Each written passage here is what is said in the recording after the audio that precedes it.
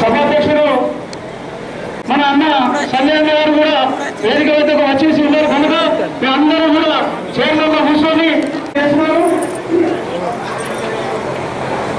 సమావేశం అతి భక్తి సమయంలో ప్రారంభమవుతుంది కనుక మీరందరూ గవర్నమెంట్ చేసిన వాళ్ళందరూ కూడా కుర్చీలో కూర్చోవలసిందిగా పేరు పేరుగా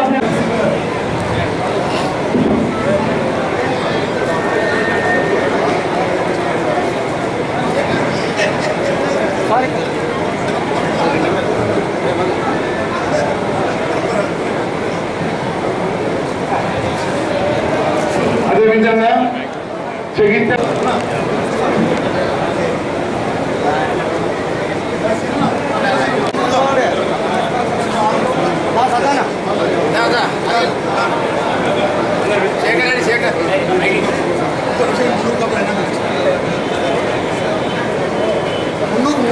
సంఘ సభ్యులే ప్లీజ్ అందరూ కూడా వేదిక మీద రావాల్సిన కోరుతున్నాను. అందరూ కూడా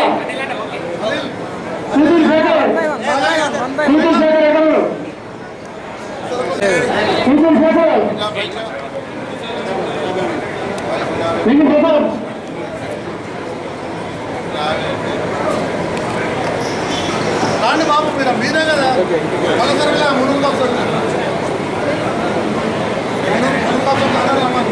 ముందు నాయకులు మరి వారి కార్యవర్గంలో అందరూ వేదిక దగ్గర రావాల్సిందిగా కోరుతున్నాను.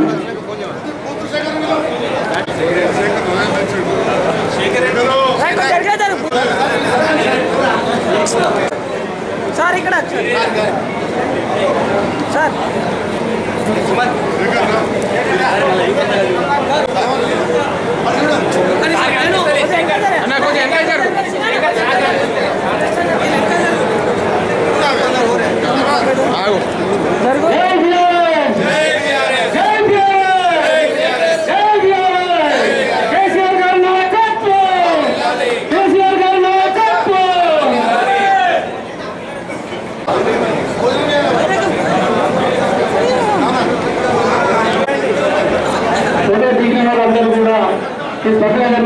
అవకాశం ఇచ్చినటువంటిది కనుక అందరూ కూడా సమన్వయంతో అందరూ కూడా ఈ యొక్క సన్మాన కార్యక్రమంలో పాల్గొనాలి.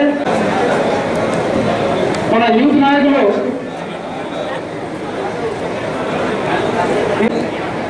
సార్ ఇక్కడ గోని శ్రీనివాస్ గారు సీనియర్ నాయకులు ఎవరిలో తప్పుగా భావించద్దు. పేరు మీద పేరు పెట్టుకుంటే పరిస్థితి ఏర్పడుతుంది కాబట్టి సార్ ఇక్కడ ఒకసారి ఓకే సార్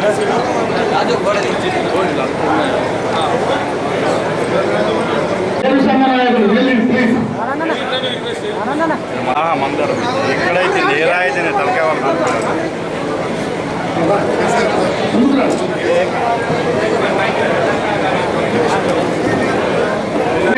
మీ అందరూ కోరుచున్నాను. కొత్తగా మహిళ అందరూ కూడా వేదిక దగ్గర రావాల్సిందిగా కోరుతున్నాను. ఏమి చేసిన టీఆర్ఎస్ పార్టీ కుటుంబ సభ్యులు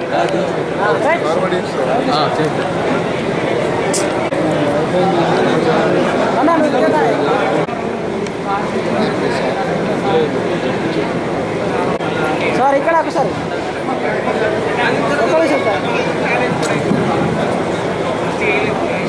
వేదికపైకి రావాల్సిందిగా కోరుతున్నాను.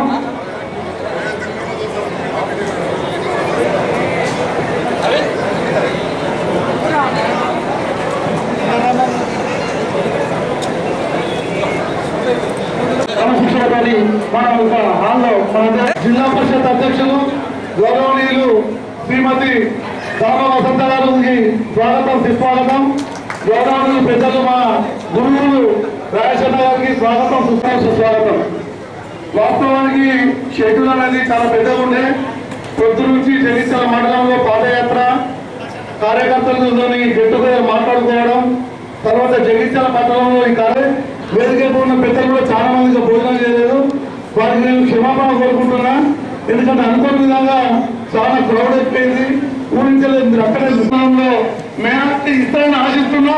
దానికి ఇదే నా నేను తెలియజేసుకుంటున్నా. మరి ఆ విషయాలకు సంబంధించిన ఏదైతే మనము పార్లమెంట్ ఎన్నికల సన్నాహక సమావేశం ఏది ఉంటుందో కార్యకర్తలు ఏ విధంగా పార్టీ కోసం సేవ చేయాలి, పార్టీ గురించి ప్రజలకు వివరించే విధంగా ప్రభుత్వం చేస్తున్న గతంలో చేస్తున్న సంక్షేమ పథకాల గురించి ఇప్పుడున్న కష్ట నష్టాల గురించి కూడా వారు మీకు దిశానిర్దేశం చేస్తారు. కాబట్టి మరి సమయం లేనందున గౌరవనీయులు పెద్దలు మన జగిత్యాల శాసనసభ్యులు సంజయన్న గారు వారి యొక్క అమూల్యమైన సందేశం ఇవ్వాల్సిందిగా విజ్ఞప్తి చేస్తున్నారు. బీజేపీ పార్టీ కానీ కావాలని చెప్పే కుట్రపని ఇవాళ టీఆర్జీలు పంపి ప్రయత్నం చేస్తున్నారు కనుక అందరూ కూడా ఏకకంఠంతో మన జగిత్యాల జిల్లా నుంచి ఖండిస్తున్నాం. దాని అందరూ కూడా ఈ అన్యాయం దుర్మార్గమైన నిర్ణయం ఉన్నది. ఇలా బీజేపీ పార్టీ కాదు, కాంగ్రెస్ పార్టీ కూడా ఇప్పుడు బాధ్యత గారు చెప్పినట్టు డూప్లికేట్ పార్టీ, బీజేపీ కూడా డూప్లికేట్ పార్టీ. ఎప్పుడైతే వాజ్పేయి చనిపోయిన కదా బీజేపీ కాదు, మూర్ఖమైన పార్టీ అయిపోయింది, మూర్ఖత్వం ఎక్కువైపోయింది. అణచివేత కార్యక్రమం అందరూ బెదిరించుకుంటా పార్లమెంట్ సభ్యులు దొరకకపోతే మన దగ్గర పార్లమెంట్ సభ్యులందరినీ కూడా ఏదో విధంగా బెదిరించుకుంటా ఏదో దొంగ తీసుకొని పార్లమెంట్ మన దగ్గరికి తీసుకొని పార్లమెంట్ సిక్కుతారు కనుక రెండు పార్టీలు దొంగ పార్టీలే. ఆ రెండు పార్టీలు చేసిన పన్నాగంలో ఇలా కవితలను అరెస్ట్ చేసినందుకు మనందరం కూడా మన జిల్లా తరఫున మనం ఖండిస్తున్నామని చెప్పి పాత్రికేయ సోదరులకు తెలియజేస్తున్నాం. పొలాస గ్రామంలో పాదయాత్ర పెట్టుకొని చిన్న కార్యక్రమం పెట్టుకున్నాం. ఆ గ్రామంలో మా టెంట్ కూర్చొని రాలేదు. ఆడికెళ్ళి మండల కార్యక్రమం ఫంక్షన్ హాల్లో పెట్టుకున్నాం. బిఎల్ఎన్లో పూర్తి స్థాయిలో ప్రతి గ్రామం నుంచి కూడా ప్రజాప్రతినిధులు నాయకులు వచ్చారు. ఇవాళ జగిత్యాల పట్టణ విషయానికి వస్తే చాలా నడిబొడ్డునున్న ఈ ఫంక్షన్ హాల్లో చాలా పార్టీల వాళ్ళు మీటింగ్ పెట్టుకోక చూసినాం. కానీ ఇవాళ జగిత్యాల నాయకులు ఇంత గొప్పగా వచ్చి ఆదరించి ఈ ప్రోగ్రామ్ సక్సెస్ చేసినందుకు నమస్కరిస్తాను. దానికి కారణం జగిత్యాల పట్టణం విశేషంగా అభివృద్ధి కారణం. ఇవన్నీ కూడా మనం అనుకుంటాం కావచ్చు బదిరేటన్నా నిజామాబాద్ అని, కానీ వారికి విశేషమైన సంబంధాలు ఉన్నాయి. వారు ప్రజల మనిషి, ప్రజానాయకుడు. జగిత్యాల గురించి కూడా తెలుసు గతం ఎట్లా ఇట్లా అనేది. మరి మీరందరూ కూడా 2009లో టీఆర్ఎస్ పార్టీ పొత్తున్నదంటే చాలు, 2009లో టీఆర్ఎస్ పార్టీ పొత్తున్నదంటే చాలు ఎల్లమ్మ గారికి ఈ ఊర్లో ఉన్న అన్ని బూతులలో మెజార్టీ ఇచ్చిన ఘనత జగిత్యాల ప్రజలని మన నాయకులు. 2014లో అధిష్టానం నన్ను ఆదేశిస్తే కవితమ్మ గారి ప్రోత్సాహం రాజకీయాలకు వచ్చిన చాలా కొద్ది సమయం, పెద్ద మనుషులను కూడా కలిసినంత టైం లేదు. అయినా జగిత్యాల పట్టణంలో 3000 మెజార్టీ వచ్చింది. ఏదో కొన్ని వార్డులలో తగ్గినాయి. పెద్దలు మా బాధిరెడ్డి అన్న సామాజిక వర్గం ఉంటే కొత్తవాడ ప్రాంతం అంతా మనసైగా మెజార్టీ వచ్చింది. 2018లో అప్పుడు 80 బూతులు, 38 వార్డులు, 38 వార్డులలో టీఆర్ఎస్ పార్టీకి మెజార్టీ ఇచ్చినందుకు గెలిపించినందుకు మీ అందరికీ ధన్యవాదాలు. రకరకాలు మాట్లాడి ఎన్నో మాటలు మాట్లాడి, కానీ జగిత్యాల పట్టణంలోని 86 బూతులలో నాకు మెజార్టీ ఇచ్చినందుకు, కాంగ్రెస్ కంటే ఎక్కువ చేసినందుకు ఈ శిరస్సు వచ్చి నమస్కరిస్తా ఉన్నా. మరి ఇంత కారణం ఏంటి? జరిగిన అభివృద్ధి, నిరంతరం మీ మధ్యలో ఉండడం, ఇవన్నీ కూడా మాకు అనుకూలించినాయి. 86 వార్డులలో బూతులలో కాంగ్రెస్ కంటే పై చేయడం మామూలు విషయం కాదు. ఇక్కడ రాష్ట్రంలో వచ్చిన సందర్భం 2 విషయాలు చెప్పదలసిన 4 విషయాలు మాట్లాడదాం అనుకున్నాం. అందులో 2 మీద క్లారిటీ ఇచ్చిన. ఒకటి, నా రాజకీయం బాధ ఉంటాడా ఉండదా చర్చ జరుగుతుంది. రాజకీయంలోకి వచ్చినాక తరగా ఇచ్చిపెట్టుకోవడం ఉండదు. ఒకప్పుడు వైద్యం నా వృత్తి, రాజకీయ కుటుంబం ప్రవృత్తిగా నేను చిన్నప్పటి నుంచి 7 ఏళ్ళ వయసు ఉన్నప్పటి నుంచి ధరూర్ క్యాంప్ అయినప్పుడు అప్పుడు మంత్రి గారు ఎవరు వాళ్ళు మా ఇంటికి వెళ్తారు. అప్పటి నుంచి చూసిన 1969 నుంచి. మరి అది తలకా ఇచ్చిపెట్టలేదు. అప్పుడు అది ప్రవృత్తి, వైద్యం వృత్తి. ఇప్పుడు రాజకీయం అనేది నా వృత్తి, వైద్యం అనేది ప్రవృత్తి సెకండరీ. అక్కడికి సాయంత్రం ఎప్పుడో వెళ్తున్నాం అనుకుంటున్నాం. నేను వెన్నట్టే ఉంటా అని చెప్పి మరొకసారి ఈ సభా వేదిక మాట్లాడుతున్నాను. రెండవది, వాళ్ళు మీలో పార్టీలు మాట్లాడారు, అట్లాంటి ఏమి లేదు. ఖచ్చితంగా 3 సార్లు టికెట్ ఇచ్చారు, మీరు గెలిపించారు. పట్టణం 3 సార్లు మెజార్టీ వచ్చింది. మీరు వెన్నట్టే ఉంటా. బాధ్యతగా కూడా బ్రహ్మాండమైన మెజార్టీలు గెలిపించాల్సింది కూడా కొడతా ఉన్నాం. మరి ఈ రకంగా చూస్తూ ఉంటే ఇంకొక 2 విషయాల మీద క్లారిటీ ఇవ్వాలి. మా పాత్రికేయ మిత్రులు ప్రతిసారి ఒక మాట మాట్లాడరు, కాళేశ్వరం దండగా 1 ఎకరం పారలేదు. నేను చాలాసార్లు ఖండించిన, పక్కన అంతర్గం వల్లే మేము ఒక పైప్ లైన్ వేసుకుంటే 100 ఎకరాలకు వెళ్ళి 1000 ఎకరాలు పడుతుందయ్యా, ఇది తప్పని ఖండించినాం. అప్పుడు ఇంగ్లే మళ్ళా ఖండితులు, కాళేశ్వరం దండగా 1 ఎకరం రాలేదు. పాత్రికేయ మిత్రులే సాక్ష్యం, మీరందరూ టీవీలలో చూసారు. ఇవాళ కాళేశ్వరం 3 పిల్లలు ఉండిపోతే దాన్ని ముట్టుకోగా 3 లక్షల పైన కాదు, రేపటి నాడు 30 లక్షల ఎకరాలు ఎండబోతుందని చెప్పి ఈ సందర్భంగా బాధతో తెలియజేస్తున్నాం. బాధతో ఇవాళ ఎందుకు మాట్లాడతలేరు? ఇలా కాళేశ్వరంలో అవినీతి అంటున్నారు, కట్టడం సకాలు అంటున్నారు, కానీ కాళేశ్వరం వల్ల ఎకరం మారలేదు అంటున్నారు. మరి ఏం మాట్లాడతారో ప్రశ్న చెప్పాలి. మిషన్ భయంతో దాడుతున్నారు. ఒక్క మన మండలంలో విగ్రహం దానిలో పెద్ద డాక్టర్ పక్కన కట్టి చూపించినామని చెప్పి కూడా ఈ సందర్భంగా తెలియజేస్తాను. కొత్త బస్ స్టాండ్ ట్యాంక్ పెట్టాం, కొత్త పైప్ లైన్ వేసుకున్నాం, మిషన్ భయంతో నీళ్లు తీసుకొచ్చి ఇలా ధరూర్ క్యాంపులో నింపి ఇవాళ బైపాస్ రోడ్ ప్రాంతం కావచ్చు, సాయిబాబా గుడి ప్రాంతం కావచ్చు, నీళ్లు ఉండగా ఆనాడు ఈనాడు నీళ్లతోటి నీళ్ళ కరువు లేకుండా తులసి నగర్ కావచ్చు, హౌసింగ్ బోర్డు కావచ్చు, ఇవన్నీ కూడా ఇవాళ నీళ్ళు వచ్చినాయంటే ఆ మిషన్ పై ఇంత కాదా అని నేను అడుగుతా ఉన్నాను.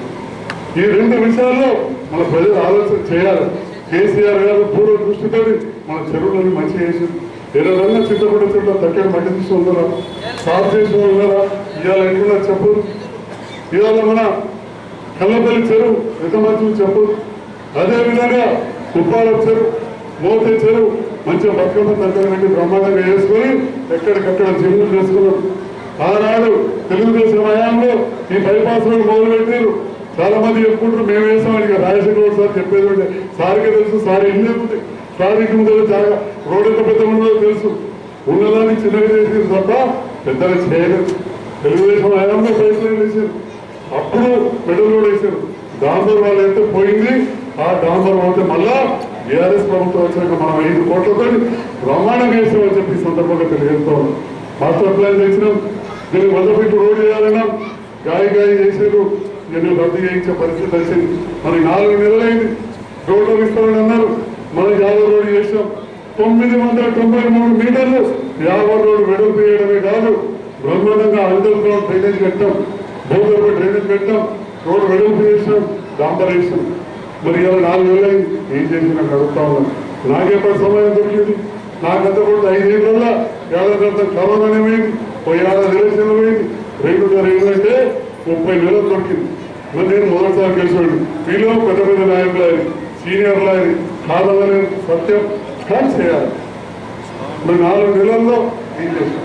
డబుల్ బెడ్రూమ్ ఇల్లు అన్ని కట్టినాం. ఉగాదికి ఇళ్లలో పంపిస్తా, మీ ఇళ్లలోకి వచ్చి బూరెలు తింటా అని చెప్పి పెద్దలు చెప్పారు. ఈ విషయాన్ని అన్ని టీవీలలో ఆ 4520 కుటుంబాలే కాదు ప్రజలంతా చూసారు. ఏమైంది? నేను తీసుకొచ్చిన డబ్బులు కూడా ఆపారు. అక్కడ ఎస్డిఎఫ్ తీసుకొచ్చి మిగతా రోడ్లు 3 వేద్దామంటే అలా వేసారు. అదేవిధంగా మంచిగా మిషన్ ధరిత 14 కోట్లు 12 రూపాయలు ఇంతవరకు 4 నెలల పట్టణంలో 300 కోట్లతోటి రాష్ట్రంలో హైదరాబాద్ తర్వాత ఎక్కడ లేవు ఇల్లు ఈ జగిత్యాల పట్టణంలో పెట్టినాం. అవి పూర్తయినాయి. 3722 ఇల్లు ఇచ్చినాం. ఇక అన్ని అయిపోయినాయి. ఈ నీళ్ళు ఇచ్చి మనం మంచిగా చేసుకొచ్చినాయి. వీటిలోనే ఉగాది నాడు బూరెలు తింటా అని చెప్పి పెద్దలు చెప్పారు. మరి ఉగాది ఎన్నిగా ఉందని చెప్పండి. ఉగాది ఎన్నిగా ఉందని అన్నమాట నిలబడాలి, కరెంట్ ఇవ్వాలి. మనం నిధులు తెచ్చినాం, ఉన్న పైసలు కరెంటులో కప్పేసి అయిపోతుండే పెళ్లిని పెట్టించి మనం 2000 ఇళ్ళు సెప్టిక్ ట్యాంకులు కట్టాం. 2520 ఇళ్ళు సెప్టిక్ ట్యాంక్ కట్టాం. రోడ్డు కట్టినాం. దాదాపు 7 కోట్లతో రోడ్లు వేసాం. మిగతా వాటికి పైసలు తెచ్చిన దగ్గర 25 కోట్లు. నేను ముఖ్యమంత్రి గారిని గతంలో కూడా కలిసి ఇచ్చిన.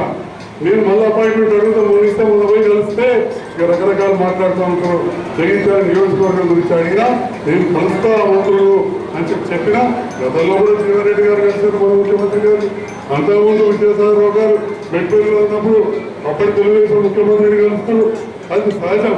అంతేగాని దీనికి అంత అపార్థాలు చేసుకునే అవసరం లేదు అని చెప్పి కూడా ఈ సందర్భంలో మన కార్యకర్తలకు, నాయకులకు మీడియా ద్వారా కూడా మళ్ళీ వివరణ ఇస్తూ తప్పకుండా పెద్దలు బాజిరెడ్డి పెద్ద మెజార్టీతో గెలిపించాల్సిందిగా మరొకసారి నేను మీ అందరినీ కూడా సవినయంగా మనవి చేసుకుంటూ ఎట్లయితే నాకు మొన్న 86 మెజార్టీ ఇచ్చిందో మీరు మళ్ళీ ఇచ్చి గెలిపిస్తే ఇద్దరం కలిసి వెళ్ళి కూర్చొని, ఎందుకంటే వారికి కూడా ప్రశ్నించడం తెలుసు, పని చేయడం తెలుసు, రెండు తెలుసు.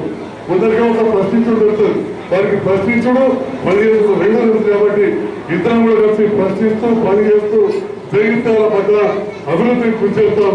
నాకు తోడుగా విశేష అనుభవం ఉన్న పెద్దలను గెలిపించాల్సిందిగా మరొకసారి విజ్ఞప్తి చేస్తూ గౌరవనీయులు పెద్దలు రాజరెడ్డి మాట్లాడే ముందు వేదిక పైన ఇంకా చాలా మంది నాయకులు మాట్లాడాల్సింది ఉండే ఆకలిస్తుంది. అందుకని ఎక్కువ టైం తీసుకోం. మేము కూడా ముఖ్యంగా ఈ ఎన్నికల్లో మొన్న మీరు అసెంబ్లీలో ఏ విధంగానైతే పనిచేసి మరి ఒక పులి అనుకున్న వ్యక్తిని డబల్ మెజారిటీ వస్తుంది.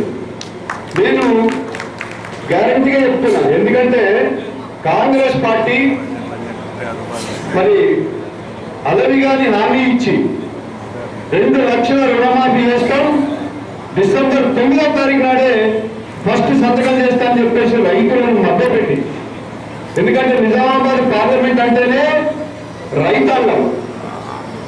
మా దగ్గర డోకేశ్వర్ నుంచి మొదలుకుంటే ఇక్కడ లక్ష్మీ సందర్భంగా ఒక మాట చెప్పాడు, ఒకవేళ ప్రభుత్వం ఈ షుగర్ ఫ్యాక్టరీ జరగకపోతే నేను స్వయంగా షుగర్ ఫ్యాక్టరీ కట్టిస్తా, ఈ ప్రాంతంలో చెరుకు పండించడానికి రైతులకు నేను ఫెసిలిటేట్ చేస్తాను చేసిందా. ఈ రెండు విషయాలు అటు కాంగ్రెస్ ఇటు బీజేపీ ప్రజలను మధ్యపెట్టి మోసగించి మరియు లబ్ధి పొందినది. కాబట్టి ఈ విషయాలను మనం ప్రజలకు తీసుకెళ్తే ఇదే జగిత్యాల శ్రీనివాస్ గారు, చైర్మన్ మున్సిపల్ జగత్యాల గారు, ఇక్కడ లేని మన దగ్గర అమెరికాలో ఉన్నాడు, నాకు చాలా సంగీతం మన నాయకుడు. నేను జగత్యాల కోట్లు ఎందుకు నేర్చుకున్నా అంటే ప్రచారం స్టార్ట్ చేయడానికి ఇవి 2 కూడా నాకు ఉంటాయి. డిసెంబర్ నాకు పోతుంది. డిసెంబర్ పార్లమెంటరీ కాన్ఫరెన్స్లో 7 కాన్ఫరెన్స్లలో 5 కాన్ఫరెన్స్లు మా జిల్లాలో ఉన్నా, 2 కాన్ఫరెన్స్లు జగత్యాల జిల్లాలో ఉన్నాయి. గతంలో నాకు బాన్స్వాడ ఎమ్మెల్యేగా ఉంటే అప్పుడు ఉందా లేదని. కానీ సంతోషం ఏంటంటే నాకు ఇలా ప్రభుత్వం అది లేకుండా మనకు సొంత కాన్ఫరెన్స్ ఉంది విధంగా దాదాపు బాగుంటుంది నాకు. కానీ 4 కాన్ఫరెన్స్ మనకు ఉన్నాయి. మిగతా 3 ఇద్దరు బీజేపీ, ఇద్దరేమో కాంగ్రెస్ పార్టీ సీట్లు ఉన్నాయి. వాళ్ళిద్దరు ముగ్గురు ఇస్తే మనం గెలుస్తున్నామని అందరి దేవాలయం మనం గెలుస్తున్నాం. కొంతమందికి ఆలోచన వచ్చిందంటే అన్నవాళ్ళ ప్రభుత్వం లేదు, రాష్ట్రంలో కేంద్రంలో లేదు, మనం ఎట్లా ఉంటుంది. చాలామంది నాయకులు పార్టీలు మారుతున్నారు. మన పార్టీ అనుభవించి పదవులు అనుభవించి 10 ఏళ్ళు అనుభవించి పారిపోతున్నారు. ఎట్లా అన్నట్టు చెప్తున్నమాట నాయకుల్ని తయారు చేసే ప్రజలు, నాయకులు తయారు చేసేది ప్రజలు. మన ప్రజలు మనతో ఉంటే సరిపోతుంది, నాయకులు పోతుంది, మన నాయకులు సరిపోతుంది. అక్కడ కూడా ఉన్న నాయకులు సరిపోతే మస్తుంది. ఇక్కడ నాయకులు లేదు, ఇంకా నాయకులు గుర్తించచ్చు. మనం పాడి పనులకి ఏం విలువ ఉండాలి, అక్కడ ఏం విలువ ఉండాలి. ఎంత సీట్లో కూర్చుంటాడు, మొదటి సీట్లో కూర్చునేవాడు.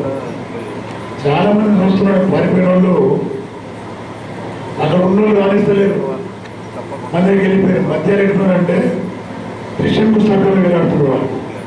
నా అటు కాదు, నా ఇటు కాదు, అలా చెప్తూ చాలా మంది పోతున్నారు. ఇబ్బంది లేదు. నా గర్కన్నా గాడికంటూ వాళ్ళు పోతున్నా అలా చెప్తూ తయారుస్తున్నారు. ఈ 2 విషయాలకు వస్తే నేను ఇక్కడ చాలామంది మా కార్పొరేషన్ దానికి కౌన్సిలర్స్ ఉన్నారు, మా కార్పొరేషన్ కాబట్టి చెప్తున్నాడు. ధర్మపురి అరవింద్ అనే వ్యక్తి ఎంపీగా ఉండి 5 ఏళ్ళ కాలంలో ఎప్పుడైనా మీ వాళ్ళకు వచ్చింది అమ్మ, మీ వాళ్ళకు వచ్చిందా? జగత్యాల తిరిగింది ఎప్పుడన్నా? నేను ఫస్ట్ ఈ జగత్యాల వచ్చినప్పుడు మొన్న ఇప్పుడు మార్నింగ్ పులాస కొలాసి ముళ్ళపడినది మండలి పడదు పాత తాలూకా ఇప్పటికీ అన్నా మా ఊరికి ఎంపీ రాలేదంటారు. ఇప్పటికి మా ఊరికి ఎంపీ రాలేదు, ఒక రూపాయి మాకు వెళ్ళారు. ఆడెంపీ దేంట్లో ఓట్లేసిండ్రు ఎట్లా గెలిచి ఇంకా తీమైందంటే ఆ వ్యక్తికి అరే నా మొబైల్ చూసుకుంటే నా బాగా తెలిసిపోయినారు తెలిసిపోయినారు మోడీ మొబైల్ చూసుకుంటేస్తాడు. నేను అడుగుతున్న ఒకటే మాట, మాకు 400 సీట్లు వస్తాయి 400 సీట్లు వస్తాయి అని చెప్పుకుంటారు బీజేపీ వాళ్ళు. మరి ఎందుకు పొత్తులు పెట్టుకుంటారు మీరు? ఏపీలో చంద్రబాబు పొత్తు, జనసేన పొత్తు, ఇవి అవసరమా మీకు? 400 లక్షలు కర్ణాటక పొత్తు. మీరు ఒకరు పోతే ప్రధానమంత్రి మాకు 10 మంది పోతే తెలంగాణ 10 మంది బీజేపీ క్యాండిడేట్ పోతే ప్రధానమంత్రి రాడా మీ మోడీ? మరి ఎందుకు భయం మీకు? ఇలాంటి పెద్దమంది మీకు అవసరమా? పని చేయడం దొంగలు అవసరమా మీకు? పని చేయడు, పాట చేయడు, పొద్దులు లేస్తే ఎక్స్పోర్ట్ చేయాలి. సోషల్ మీడియా ఎట్లా అంటే దిగదని ఆగాడు, పని దగ్గర దిగాడు, కన్నద్దాలు దిగాడు, చేతులసి కలిపాడు. ఏమైంది? మళ్ళీ నేనే గెలుస్తాను. ఎవరి కోసం గెలుస్తావు నువ్వు? ప్రజల కోసమా, మోడీ కోసమా? ప్రజానాయకుడు అనే వ్యక్తి, ప్రజాప్రతినిధి అనేవాడు ప్రజలు గెలిపిస్తే గెలుస్తాడు, ప్రజల కోసం పాటుపడాలి. ప్రజలకు కష్టం చేయకుండా, ప్రజలకు సేవ చేయకుండా నేను గెలుస్తాను. ఈ గెలుపు అవసరం లేదు నాకు. నామినేట్ కూడా తీసుకోవాలి. రాజ్యసభ మెంబర్గా ఎంత ఏమవసరం నీకు? పార్లమెంట్ సభ్యుడు ఏమవసరం నీకు? మీరు చెప్పండి మీరు ఆ వ్యక్తికి. మీ పార్టీ ప్రభుత్వం వచ్చినప్పుడు రాజ్యసభ మెంబర్గా వెళ్ళిపోను, నాకు నువ్వు వద్దు, మాకు బాధ్యత వ్యక్తి వచ్చింది మాకు టీఆర్ఎస్ పార్టీ, నేను గెలిపిస్తామని చెప్పండి. మరి ఇట్లాంటి రాడు పొద్దున్న లేసి కేసీఆర్ తిడతాడు, కవితమని తిడతాడు, నీకు ఇంకెవరు తిడతా ఉంటాడు. అది ప్రజలు గెలిపించింది, మందిని తిట్టుకొని రాదు. పని చేయమని పని చేయమని గెలిపించింది. మరి పక్కన పెట్టేసి నాయకులు తిరుగుని టైంపాస్ చేసి 5 సంవత్సరాలు నీ వల్ల ఒరిగింది ఏమి? ప్రాంతాల్లో ఏమీ లేదు. ముత్తంపేట చెరువు మన షుగర్ ఫ్యాక్టరీ ఉంది. షుగర్ ఫ్యాక్టరీ తెరిపిస్తా అని జీవన్ రెడ్డి అంటాడు. తెరిపిస్తా, అక్కడ గవర్నమెంట్ తెరిపిపోతే నా సొంత డబ్బుతో తెరిపిస్తా అని ఎంపీ అంటాడు. సరే ఎంపీ అంటే పోరాడికి ఎంపీ అనుకుంటాడు. నేను పెద్ద మనిషి కదా చూడండి, చాలా సీనియర్ మోస్ట్ ఆయన కూడా మంత్రిగా చేసింది ఆయన. నేను ఒకటి అడుగుతున్నాను, మొన్న మెత్తలి గ్రామం రాకముందు శ్రీరామబాబు జీవన్ రెడ్డి గారు ఇద్దరు ముఖ్యమంత్రి కట్టిపోయారు. తెరిపిస్తా అంటే మీరు ఏమనుకుంటున్నారు? మీరు తెరిపిస్తా అంటే మొట్టమొదటి వాళ్ళు తెరిపిస్తారు అంతే.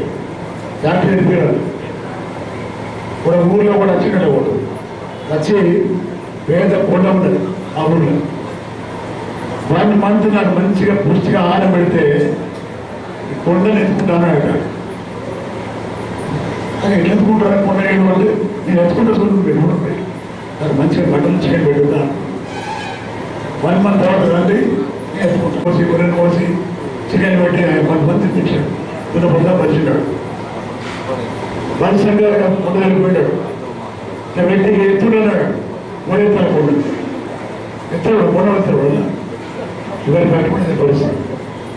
షుగర్ ఫ్యాక్టరీ గతంలో చంద్రబాబు నాయుడు ఉన్నప్పుడు దాన్ని క్లోజ్ చేసిన, ప్రైవేటైజేషన్, ప్రైవేట్ వ్యక్తి అమ్మేసిన. 51% ప్రైవేట్ వాడికి, 49% గవర్నమెంట్కి. నెక్స్ట్ మన రాజకీయ గారు కాంగ్రెస్ పార్టీ వచ్చింది. నేను కూడా ఎమ్మెల్యే.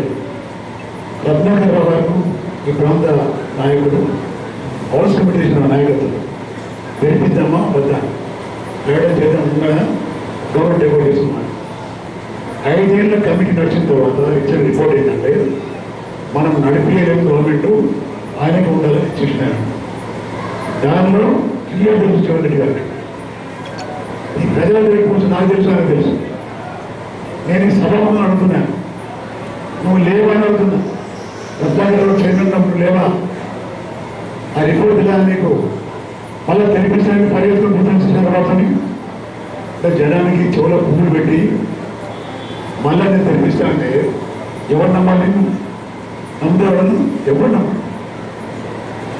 4-3 లక్షల ఎకరాలను చెరువు పెడితే చివరి దాకా నడుస్తాయి. చివరి దాకా ఎక్కడికి వచ్చింది? 45 ఎకరాలకు వచ్చింది. దానికి నడవదనే చేసింది. 3 లక్షల ఎకరాలు పెడతాయి. ఇప్పుడు పొలాలు మానేసి చెరువు పెడతారు. ఈ ప్రాంతాల్లో పెట్టారు, పెట్టే పరిస్థితి లేదు. ఫ్యాక్టరీ పెట్టారు. ఈ విధంగా అడ్డగోలు మాటలు మాట్లాడు జనాన్ని సెంటిమెంట్గా కొట్టి ఓట్లు దండుకొని నాయకులకు చదవని వ్యక్తులు మన మధ్యలో తిరుగుతున్నారు. కాబట్టి వీళ్ళ మాటలు నమ్మాల్సిన అవసరం లేదు. ఇవాళ ఎంపీ సంగతి తెలిసిపోయింది లేదు, పని చేయడు. జీవన్ రెడ్డి గారి సంగతి తెలుసు లేదు. జీవన్ రెడ్డి గారు మీకంటే మాకు తెలుసు. గ్రాడ్యుయేట్ కాన్స్టిట్యూన్సీకి వెళ్ళి తెలిసిన ఎమ్మెల్సీ గారు మా జిల్లా కూడా ఉండాలి. మా జిల్లాకు వచ్చేవాడైనా కాంగ్రెస్ పార్టీ ప్రభుత్వం లేకున్నా ప్రశ్నించే గొంతులు అయితే అన్నాడు. ప్రజలు గెలిపించారు. నాకు ప్రశ్నించలేదు, మా జిల్లాకు రాలేదు. ఇచ్చిపోయిన వ్యక్తి అని మొన్న నిన్న నేను వయసులో చెప్పినాడు. అరే నేను కలిగి నాకు ఓటు లేదనుకో 100 ఫీట్లు అటు ఇటు 100 ఫీట్లు చేస్తున్నాడు. ఇలాగే సరైన బాబు వయసులో అంతా సరెండర్ మొత్తం కనుక కళ్ళు పడుతున్నారు. నేనేమంటున్నా, ఈ ఎలక్షన్లలో బెదిరిస్తున్నాం, బ్లాక్మెయిల్ చేస్తున్నాం, ప్రజలు ఓట్లేదు. భయంతో భక్తి మీద వేస్తూ అంటారు. కానీ డబ్బాలలో మాత్రం నీకు ఓట్లేదా? ప్రేమతం తప్పి డబ్బాలలో వేరు. వాళ్ళు ఎవరే మనం చేస్తున్నారు. అందరూ కూడా ఈ ప్రాంతంలో 70% రైతులు ఉన్నారు, 70% రైతులు ఉన్నారు. మేడి గంట మొత్తం పుట్టుకుపోయింది అంటాడు రేవంత్ రెడ్డి అనే వ్యక్తి. రేవంత్ రెడ్డి అయితే మన అరవింద్ గంటే బాబు, డబల్ బాబు. ఎలక్షన్లో వచ్చాడు. రైతులు మాకు నవంబరు ఎంత 9 ప్రభుత్వం వస్తే మాది కాంగ్రెస్ పార్టీని ఇందిరమ్మ రాజ్యం వస్తుంది, 2 లక్షలు ఇప్పుడే తీసుకొని నేను రాగానే నేను మాకు చేశాను. దాని గురించి మాట్లాడాడు.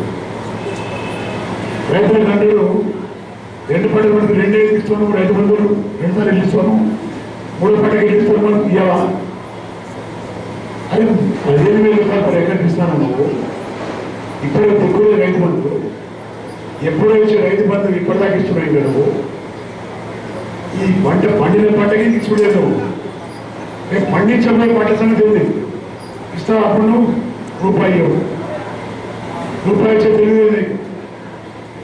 ఉద్దేశం ఏంటంటే మేడిగడ్డ పూడ్చి చూపించి అదే మేడిగడ్డలో 3 పిల్లర్స్ ఉండిపోతే అదే కేసీఆర్ అనుకుంటాడా?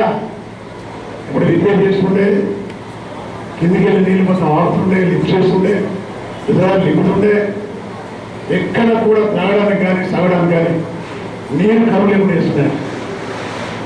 వాళ్ళ ఉద్దేశం ఏంటంటే మేడిగడ్డ ఎండిపోతుంది, అది కూలిపోయింది కాబట్టి మేము నీళ్ళు లేకపోతామంటారు.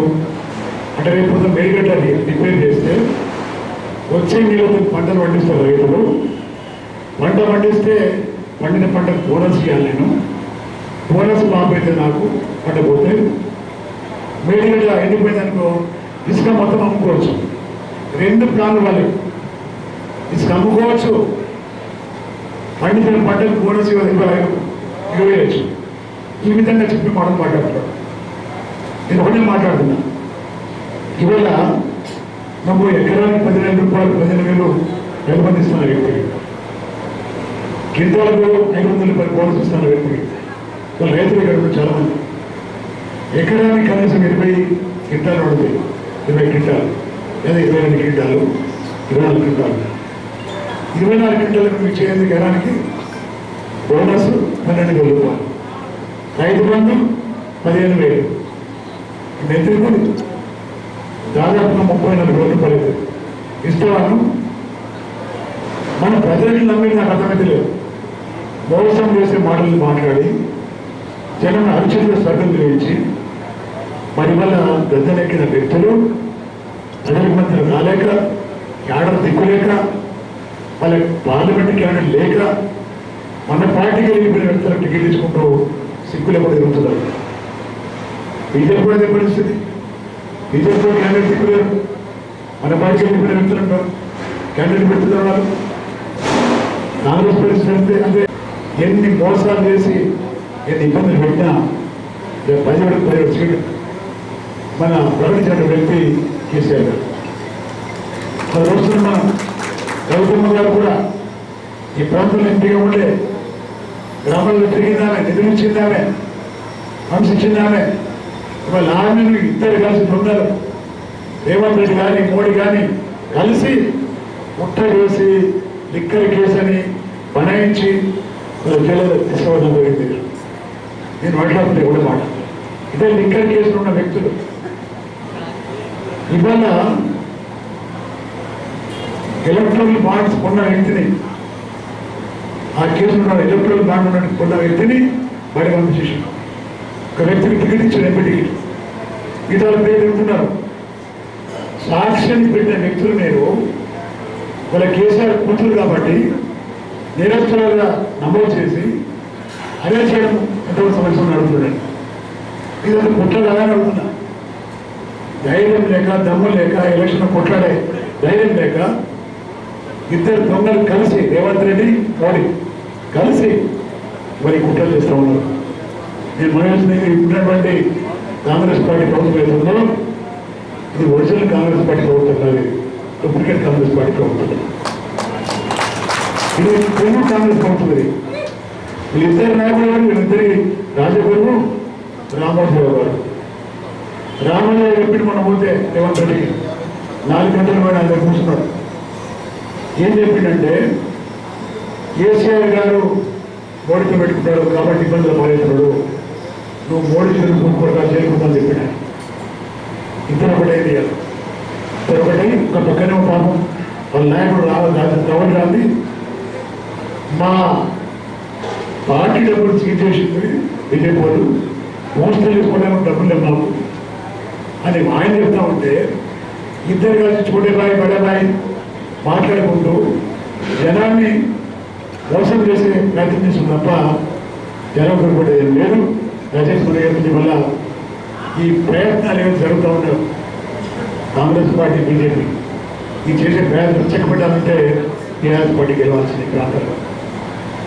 మనం గెలిస్తే కాంగ్రెస్ పార్టీ ఏది హామీని ఇచ్చిందో హామీని అమలు చేయడానికి నిలదీస్తే నేను తప్పకుండా నేను వెళ్ళేసిన వ్యక్తిని గొంతెత్తి మాట్లాడతా ప్రశ్నించే గొంతులేదు ప్రాంత ప్రజల తరఫు నుంచి. బాధ్యత కూడా వ్యక్తి నిజామాబాద్ జిల్లాలో ఏ విధంగా అభివృద్ధి కానీ సంక్షేమ పనులు అందించిండో, ఏది ప్రజలకు దగ్గరగా ఉండడం, అదేవిధంగా ఈ 2 కాన్స్టిట్యూన్సీలు కూడా మీ దయవల్ల నేను గెలిస్తే ఎంపీగా తప్పకుండా మీ తల్ల నాలుగైతే మీ అందరి స్నేహితులైతే మీ అందరి మధ్యలో దొరుకుతున్నాను. తప్పకుండా ఈ ప్రాంత డెవలప్లో నా పూర్తి బాధ్యత ఉందని చెప్పేసి హామీస్తూ మరి చాలా సంతోషం. మీ అందరినీ కలుసుకునే భాగ్యం కలిగించినటువంటి మా నంద్యాల గారికి ప్రత్యేకంగా, మా విజయనగరం గారికి, మా జగన్ చైర్మన్ గారికి ప్రతి ఒక్కరికి పేరు పేరున ధన్యవాదాలు తెలుస్తూ ముగిస్తున్న. జై తెలంగాణ, జై తెలంగాణ.